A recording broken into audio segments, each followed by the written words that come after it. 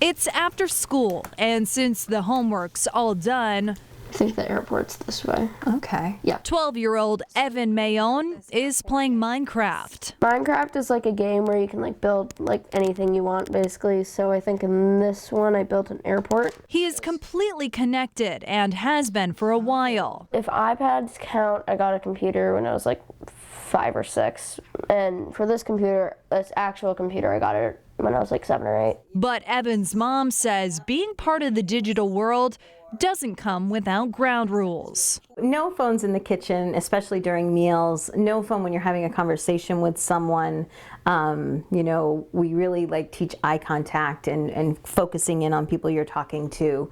And then like my general rules, bedtime, like I'd say like 9:30, it's screens off. The parents do have to set some rules. Dr. Jonathan Fanberg is a pediatrician at Maine Health and says those ground rules are right on the money. He says there are consequences of overusing technology. When you move your thumb too much, it causes irritation of the thumb and eventually potentially redness if it's really bad, a lot of pain and stiffness as well, and rarely swelling even. He says physical injuries can be common with gamers. He says sleep is another big issue. When teens come in with sleep problems, the number one thing I'm talking about is getting rid of your electronics 1 hour, 2 hours before bedtime. Dr. Fanberg says the blue light coming from these screens can have an impact on kids' circadian sleep rhythm.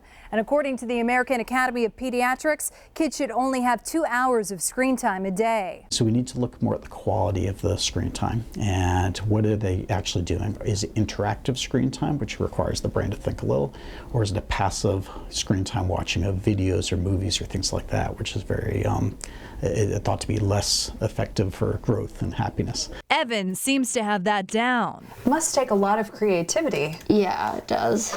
Not only is he building airports in the digital world, So this is the hard drive. he's building computers in the real world. I had seen a few YouTube videos and I thought, oh wow, this is kind of cool and it looks easy. But it was actually harder than I thought it would be. He and his mom say technology is a big part of their lives, but doesn't control it. You have the power when it comes to technology to turn it off. According to a Pew Research poll, nearly 80% of American teenagers have cell phones, and half of those are smartphones. What's unclear, the effect this constant connection to the digital world is having on how kids learn. We went to class to hear firsthand how the internet is affecting even the oldest teaching trademarks. So did everybody finish the book? It's second block at Poland Regional High School. Masterfully written, right? And Ian Truman's AP Literature and Language class is diving right into discussion. But what do you think Capote's real purpose was? The assignment, Truman Capote's classic, In Cold Blood. Capote wanted the reader to feel what they felt. It's just a few hundred of thousands of pages the class will read this year. So we read, all kinds of texts, very difficult texts. Amid the classics, something from the 21st century, tackling a topic Truman Capote couldn't have dreamed of. It's a great question. What is it really doing to our brains? Are we really losing something critical? The Shallows attempts to answer what we'd all like to know. What exactly is the internet doing to our brains? It talks a lot about how technology and the internet is rewriting our brains to function a different way. I've noticed that in myself, when I try to read, when I just sit down and try to just read a bunch, I can't do it anymore, but I used to be able to. Truman's students shared with me what they've learned. They say the internet is changing everything. In our current society, we cannot survive without technology. I constantly have to have my phone on me ever since I got a smartphone. From the way they interact with friends. Lately, I only use iFunny and YouTube. I only use Snapchat. I use Snapchat, Tumblr, Instagram, and Twitter. To the way they learn and read. The way our brains work, it's like a physical thing. Our cells can literally wither away, if we're just kind of staring at a screen for a long time. Everything from what I read, what I write, and all of my schoolwork and things, I have it all on my technology. And at school, teachers like Truman are trying to keep up. I think it's still sorting itself out as we all adapt to it.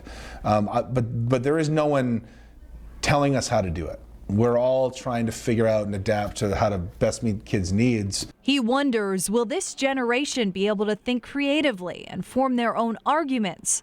when it's so easy to find and use someone else's online. We want students to put their own opinions together, formulate opinions, and yes, get opinions of others and read and research, but have your own opinion. And how do you formulate your own opinion to really care about something when it's so easy to grab someone else's? As class winds down, the phones light up. And while we may not fully understand what this constant connection is doing to our brains, the truth remains. These devices aren't going anywhere. The sounds of technology can be heard all throughout the Gildart household. And here's like another game mode called Spider Mode. 12-year-old Ryan is not only an avid video gamer, that is how mad I am, but an entrepreneur. I have a YouTube channel called Pig Gamer where I post daily gaming videos. He has quite the following. That is your amount of followers. Yep, the 7,393 is my followers. Do you feel like going on YouTube is a way for you to connect with people? Yeah, I do live streams where like I do get video games live, so it's like happening right now and people like chat. It's such a blast to interact with my fans. His mom, Allie, says that connection is important. Our son was diagnosed with autism at 2.5 years old. And at that time, he actually wasn't very conversational. He picked up an iPhone one time and it just like clicked and everything kind of made sense for him.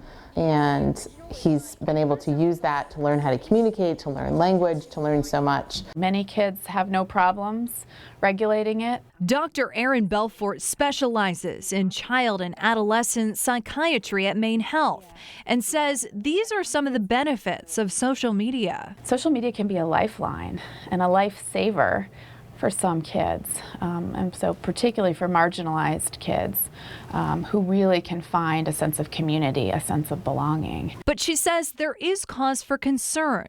Internet addiction can be a very real thing for any teen. So it's not going too far to say this is an addiction for some people. I think that's fair. Many of us working with kids and families, and adults for that matter, would recognize problematic internet use or internet addiction as sort of a real phenomenon. That for some people, they really can't regulate their use, they can't cut back, they can't stop. It clearly gets in the way of other activities. Dr. Belfort says conversation is key. Oh, here it is. And the Gildarts say that's happening at their house, especially with their 14-year-old daughter, Kaylin. There have been certain conversations where I've been told, oh, take a break. You've been on it for a couple of hours. You should probably do something else, which I do. And there have also been other conversations regarding like social media, like, oh, that's probably not a good thing to post. Can you take it off your page? Mom and dad say it's an adventure balancing it all, discovering the advantages and disadvantages of the digital age. Seeing both sides, like the good positive things about technology and also kind of the things that you need to watch out for. Doctors we interviewed for this series say there are things you can do to help your teen if you think they're addicted to their screens. First, talk to them and address the problem verbally. Second, declare some places or times screen-free, like the dinner table or 2 hours before bedtime. And third, walk the walk. Don't do anything you wouldn't want your teen doing. Make sure you put your phone away while driving. And if you make the dinner table a screen-free zone, make sure you don't bring your phone there. If you would like to review any of these stories with your teen, head to our website, WGME.com, and click on the In-Depth tab.